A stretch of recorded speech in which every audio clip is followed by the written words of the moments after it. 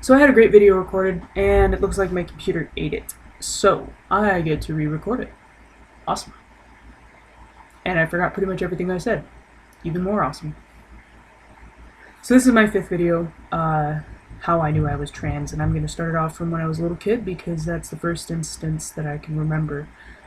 My mother would always try to stick me in dresses, and I hated dresses, and I would break her nails, and I'm saying "and" a lot. Basically, I was very uncomfortable with my mother trying to dress me up as a doll, as her daughter. I was very uncomfortable with being treated as a little girl. During "you show me yours, I'll show you mine" with little boys, I was like, dude, why don't I have that? Why do I got what I got? What's going on here?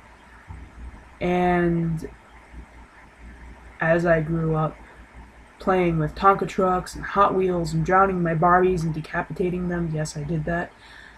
And being told that sitting with my legs spread and relaxing and burping was not ladylike.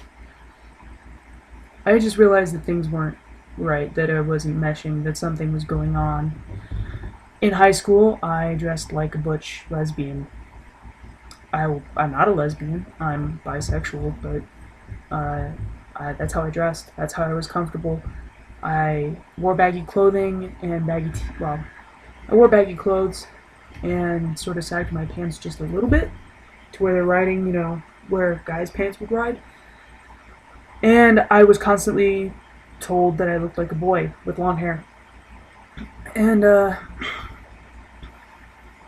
I was more comfortable like that.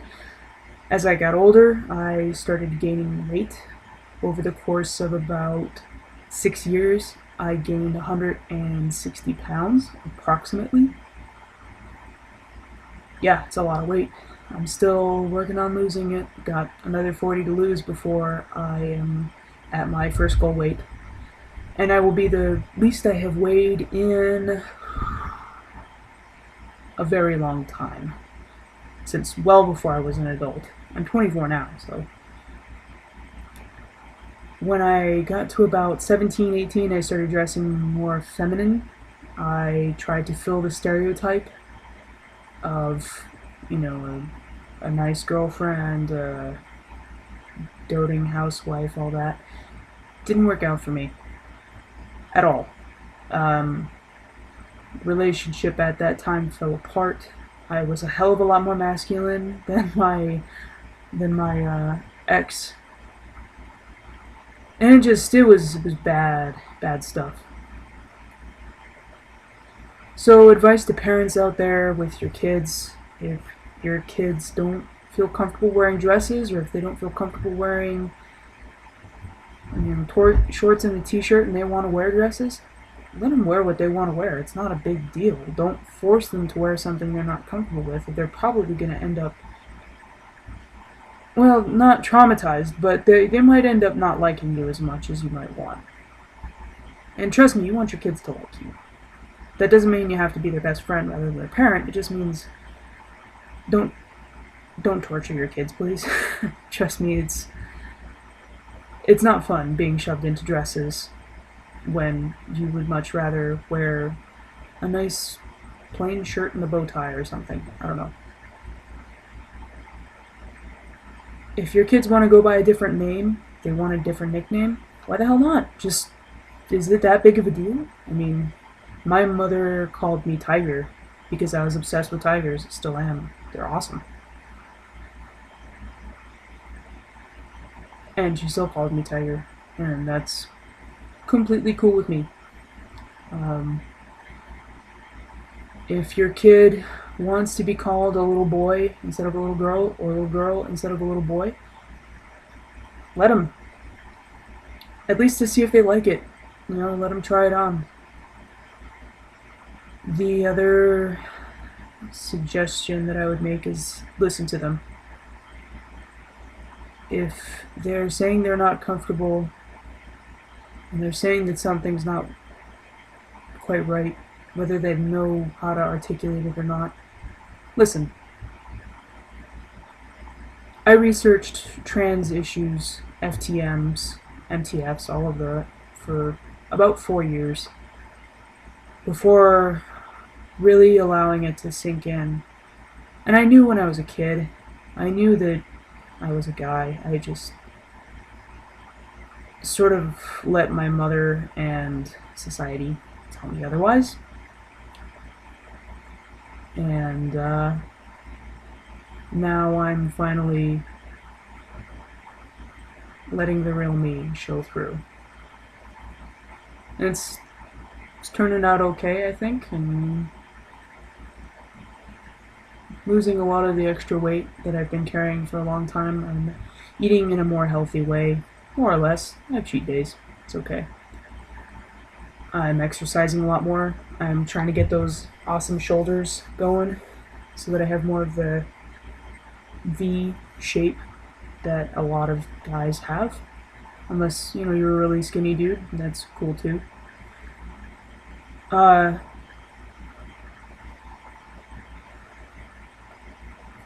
dysphoria is much more social than it is physical. I don't mind having breasts. I feel sorry for the trans guys that do, because it seems like they tend to parcel themselves out, whether they're trans men or trans women or regular men or regular women. Parceling yourself out, meaning like, I like my nose, but I really don't like my jaw, or whatever.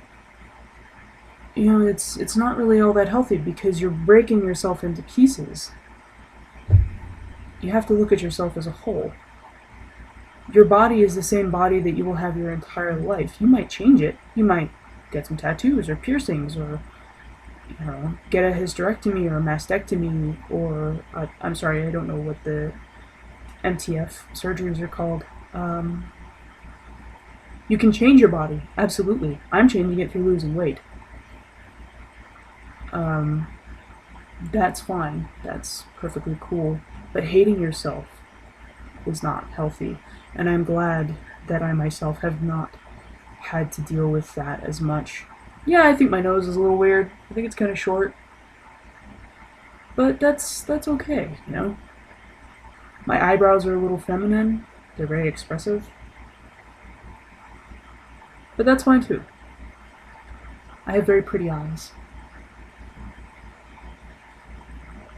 And that's fine as well. My upper lip is tiny in comparison to my lower lip, which kind of sticks out. And that's alright with me. So don't parcel yourselves out. If you have physical dysphoria, find out why. Find out why you're uncomfortable with that part of your body. If it's not what you're supposed to have, take the steps you need to take to fix it. But don't hate yourself in the process, because when they're gone, all of that hatred might just be angled towards something else. I mean, yeah, you're gonna feel uncomfortable. I don't feel comfortable with all the weight I'm carrying around, but I still love who I am.